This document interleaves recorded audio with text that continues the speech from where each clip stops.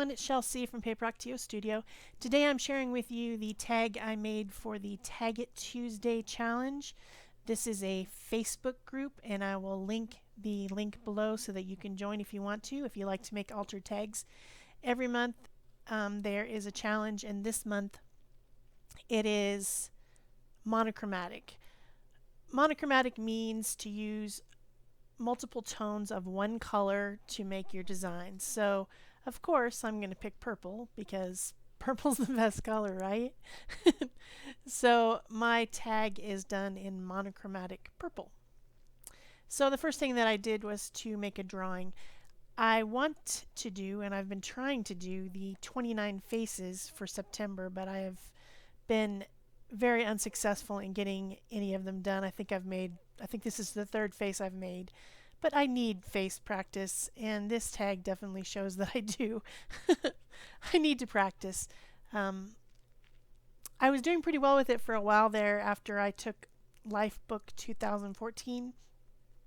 I learned the basic fundamentals of drawing a whimsical face, and I was doing okay, but then I've just kind of forgotten all of it because I don't draw faces very often.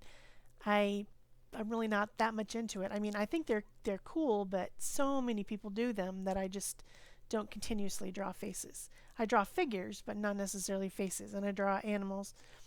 So anyway, I decided to draw a face because I really do want to practice, and so I am using a manila tag, that's manila paper, which I've discovered doesn't hold up to mixed media very well. It wants to pill when it gets too wet. But anyway, I started with my drawing in soft graphite, and then now I'm using some white gesso and just kind of putting it in the places that I know I want to be the lightest on my tag. I don't cover the whole thing with gesso, and maybe I should have. Maybe that would have helped. But the place that was pilling up was actually on the face, which is because I overfussed. I do that a lot. So I did have a little bit of problem with that. But anyway, I've got the white gesso, which is just a student grade gesso, and then I have this Deco Art Media Fluid acrylic, which is a liquid form of acrylic, and it's dioxazine purple. So I knew I wanted the background to be some sort of a medium tone purple, so I started with that, painted some on with the paintbrush, and then kind of toned it down with gesso with my finger because it was too dark, because I realized that the hair was not going to show up if the background was too dark, because I was planning on making the hair the darkest purple. And then the little dress too is the darkest purple.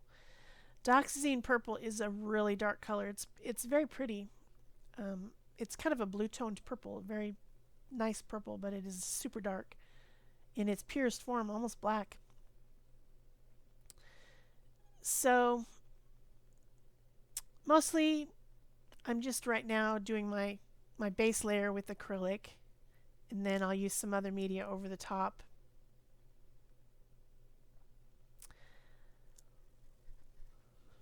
I'll probably be playing some music because I don't think I have a lot to say about this. It's pretty basic. I did learn, however, that if this is too fast for you, that YouTube actually has settings to slow down a video. I didn't know that.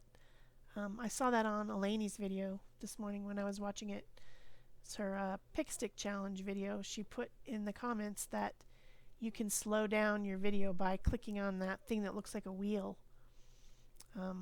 It's the settings thing. It looks like a gear, and you can tell it to go half as fast. So then I may have speeded this up, but you'll be slowing it back down. So if there's something that you want to watch the technique and I'm going too fast, you can do that. I haven't tried it yet, but I trust Elaine that it works. For myself, I'm always trying to speed up videos. I want them to go faster because most of the time it's techniques that I have already seen, and I'm just interested in the art itself and not necessarily the technique. So there's this whole conversation going on between all the different people who make creative content like this, like, art content on YouTube. There's a lot of us, obviously, and we all have differing opinions about whether being sped up or being live or being in real time with chatter is the best. And so, of course, we all do it the way we think is best, which I think for my own personal use, I like to have sped up videos. So I don't know. It's a funny thing. It's like the whole culture of the YouTube content creators is quite amusing as to what we all think about things. Ultimately, it's my channel. I can do it the way I want. And I do. I do it exactly how I want. But if you are one of those people who'd like to have it slower, you can slow it down. Of course, my voice is going to be weird, so you'll have to turn the sound off, which is fine too. You don't have to listen to me chatter. Although it seems like the subscribers on my channel like to listen to me chatter, so I don't know. Anyway, so I'm still with the acrylics, and I'm starting to add in some shadows on her face, mixing the white gesso with the purple acrylic, and just going through the process of making layers to create a depth, on a depth of layers on the paint, which makes it look somewhat more realistic. I mean, none of my faces are realistic. I mean, nobody has that big of eyes and that small a mouth.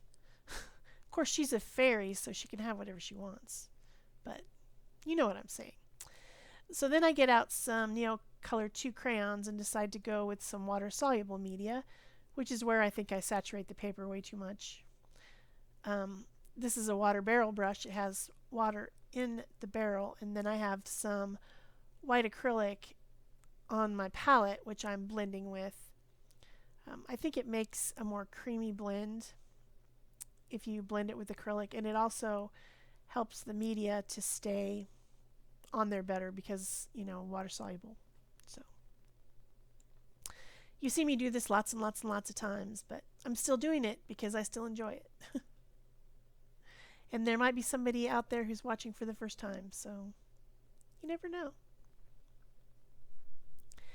So the different tones of purple, I'm still sticking with purple, but I did get out a more reddish purple, which I'm using on her skin.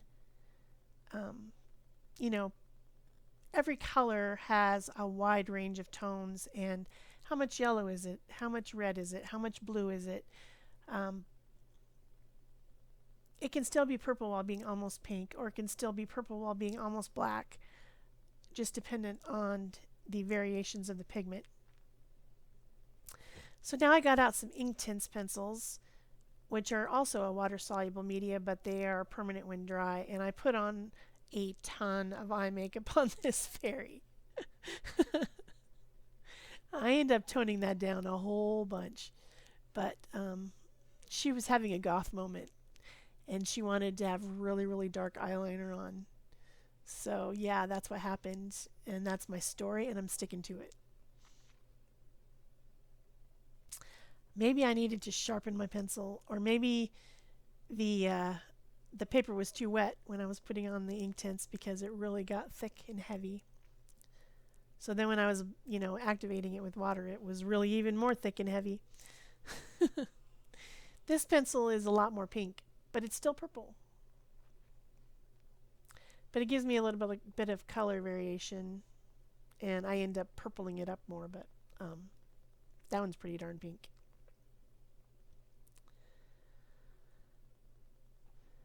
So I think it's time for music. What do you think? Sure.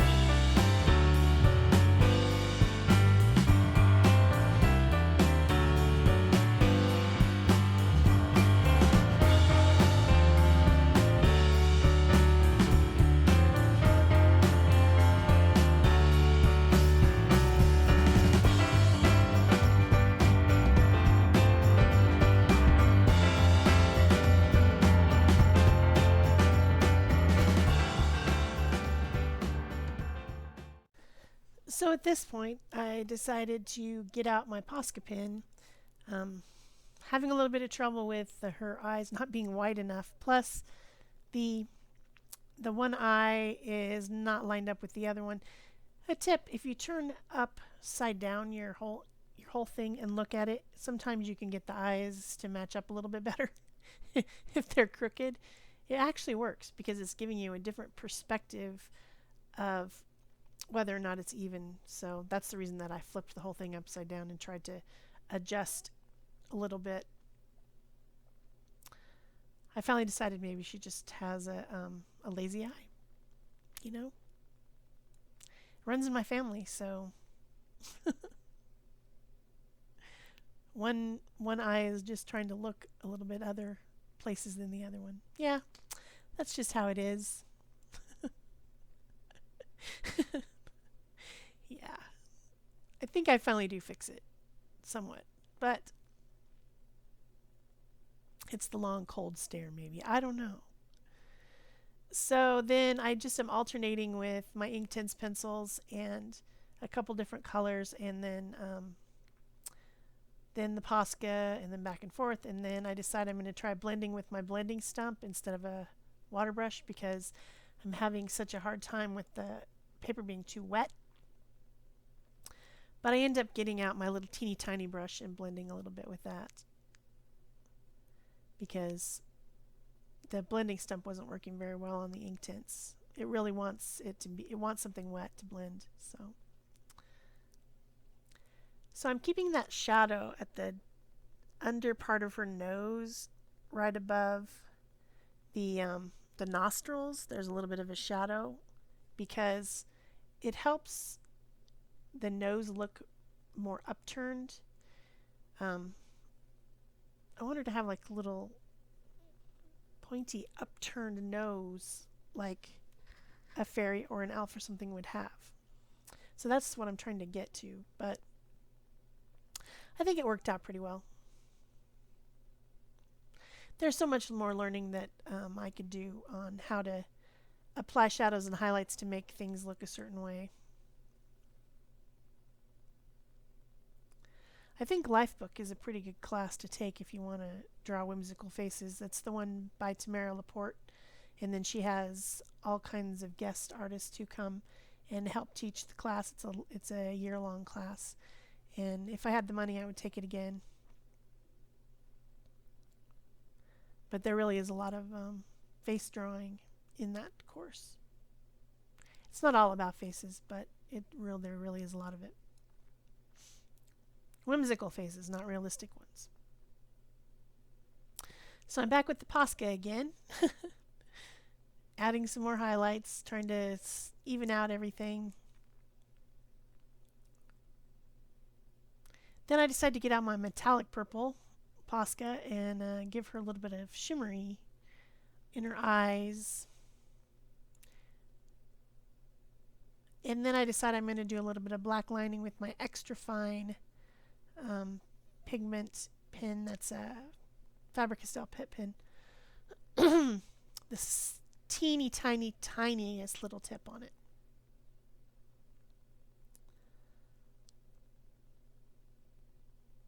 I don't want to get paint on it, so I dried the eyes before I started, but then I ended up getting paint on it after all, and had to scribble it off on my paper to clean it. But I think I got it cleaned up. I don't want to ruin it.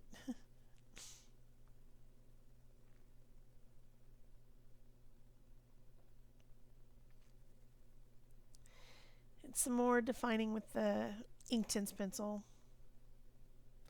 That pencil is very, very close to the same color as the paint. A little bit more blue, but very close to the acrylic paint, which is dioxazine purple. I wonder what dioxazine is. You know, there's all those zines. Maybe someone who took chemistry would know. Maybe somebody who likes chemistry moles.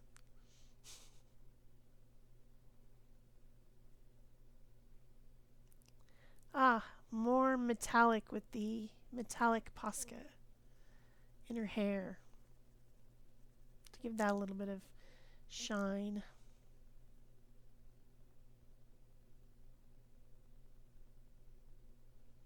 I put it on her lips, but then I ended up not liking that and changing it in the end. Ah, that's where I got paint on my tip. Dang it.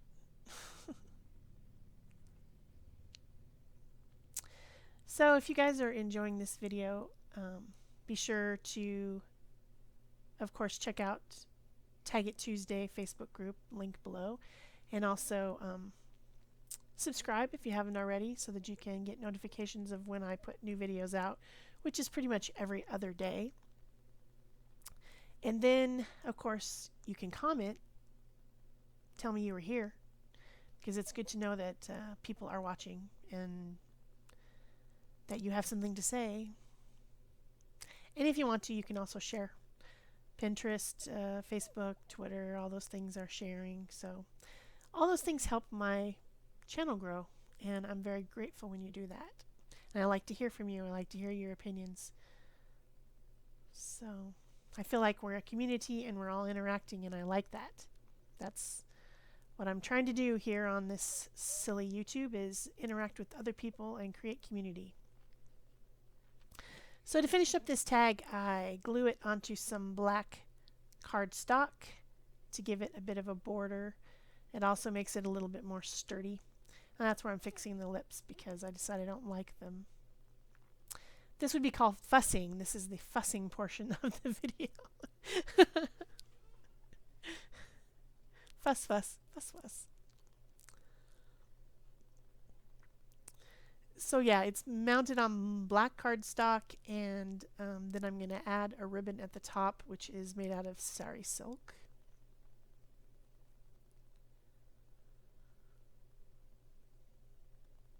And it will be done. I hope you liked it. I think that's it for me. Bye-bye.